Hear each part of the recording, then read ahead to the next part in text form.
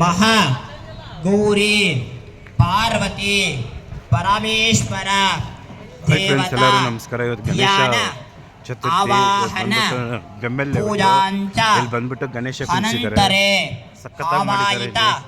ಸಕಲ ದೇವತಾ ಹೋಮ ಹವನ ಅಂಚ ಆಚಾರ್ಯ ಶ್ರೀಹಸ್ತೇನ ಕಾರಯಿಷ್ಯೆ ಇತಿ ಸಂಕಲ್ಪ್ಯ. ಅಂದರೆ ನಾವು ಏನಂದ್ರೆ ವಿಶೇಷವಾಗಿ ಒಂದು ಪತ್ರವನ್ನು ತಗೊಂಡ್ರೆ ಆ ಪತ್ರದಲ್ಲಿ ಸ್ಥಳ ವಿಳಾಸ ಸರಿಯಾಗಿದ್ರೆ ಆ ಪತ್ರ ಸರಿಯಾದ ವಿಳಾಸಕ್ಕೆ ತಲುಪುತ್ತೆ. ಅದೇ ರೀತಿ ನಾವು ಭಗವಂತನಿಗೆ ಸರಿಯಾದ ವಿಳಾಸ ತಿಳಿಸ್ತೇವೆ. ಯಾಕಂದ್ರೆ 14 ಲೋಕಕ್ಕೆ ಒಡೆಯ ಯಾರು? ಭಗವಂತ ಆಗಿರ್ತಾನೆ. ಆ ಭಗವಂತನಿಗೆ ಈ ದಿನ ನೀವು ಪೂಜೆಯನ್ನ ಮಾಡ್ತಿದ್ದೀರಾ, ನಿಮ್ಮ ಗ್ರಾಮದಲ್ಲಿರುವ ಭಕ್ತರಿಗೆಲ್ಲ ತಿಳಿಸ್ಬೇಕು.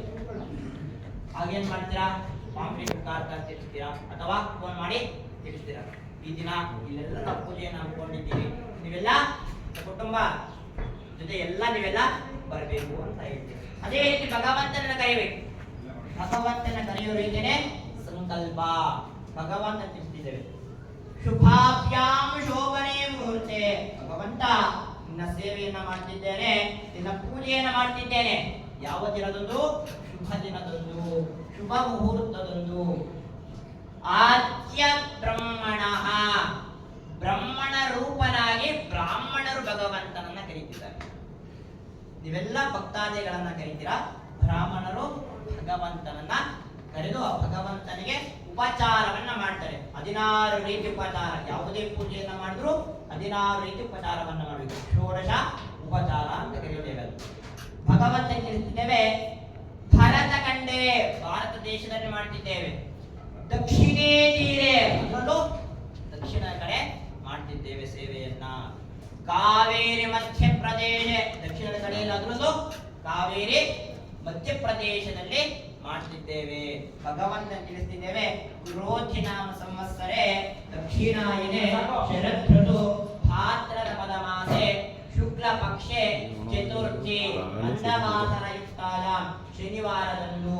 ವಿಶೇಷವಾಗಿ ಚಿತ್ತಾ ನಕ್ಷತ್ರ ಇವತ್ತು. ಚಿತ್ತಾ ನಕ್ಷತ್ರದಿಂದ ಭಗವಂತ ನಿನ್ನ ಸೇವೆಯನ್ನ ಮಾಡ್ತಿದ್ದೇವೆ. ನಿನ್ನ ಸೇವೆಯನ್ನ ಮಾಡಬೇಕಾದ್ರೆ, ಭಗವಂತನ ಸೇವೆಯನ್ನ ಮಾಡಬೇಕಾದ್ರೆ ಭಗವಂತನ ಕಾರ್ಯದಲ್ಲಿ ಯಾವುದೇ ರೀತಿ ವಿಘ್ನವಾಗಬಾರ್ದಂತ ಅನಾದಿ ಕಾಲದಿಂದ ನಾವು ಮಾಡ್ಕೊಂಡು ಬಂದಿರೋದೇನು? ಮೊದಲಿಗೆ ಗಣಪತಿ ಪೂಜೆಯನ್ನ ಮಾಡ್ತೇವೆ. ಅದೇ ರೀತಿ ಭಗವಂತನ ಸೇವೆಯನ್ನ ಮಾಡಬೇಕಾದ್ರೆ ಮೊದಲಿಗೆ ಮಹಾಗಣಪತಿ ಪೂಜೆಯನ್ನ ಮಾಡ್ತೇವೆ. ಅದೇ ರೀತಿ ಭಗವಂತನಿಗೆ ಏನು ಸಮರ್ಪಣೆಯನ್ನ ಮಾಡ್ತೇವೋ ಎಲ್ಲ ಶುದ್ಧಿಯಿಂದ ಕೂಡಿರಬೇಕು. ಅದಕ್ಕೋಸ್ಕರ ಶುದ್ಧಿ ಪುಣ್ಯಾಹವನ್ನ ಮಾಡ್ತೇವೆ. ಅದಾದ್ಮೇಲೆ ರಕ್ಷಾಬಂಧನೆಯನ್ನ ಮಾಡಿ ವಿಶೇಷವಾಗಿ ಮಹಾಗಣಪತಿಗೆ ಪ್ರಾಣವನ್ನ ಕೊಟ್ಟು ಆ ಭಗವಂತನನ್ನ ಕರೆದು ಆ ಭಗವಂತನಿಗೆ ಉಪಚಾರವನ್ನ ಮಾಡಿ, ಅದೇ ರೀತಿ ಯಾವ ದೇವತೆಗಳನ್ನ ಕರೆದಿರ್ತೇವೆ ಇಲ್ಲಿ ಆ ದೇವತೆಯ ಹೆಸರಲ್ಲಿ ಪುನಃ ಹೋಮಗಳನ್ನ ಮಾಡಿ ಪೂಜೆಯನ್ನ ಮಾಡ್ತೇವೆ ಅಂತ. ಅದೇ ರೀತಿ ವರ್ಷ ಆಚರಣೆಯನ್ನ ಮಾಡ್ಕೊಂಡ್ ಬರ್ತಿದ್ದೇವೆ ನಾವು. ಈ ವರ್ಷದಲ್ಲಿ ನಾವು ಭಗವಂತನ ಸೇವೆಯನ್ನ ಮಾಡ್ತಿದ್ದೇವೆ ಅಂತ ಭಗವಂತನಿಗೆ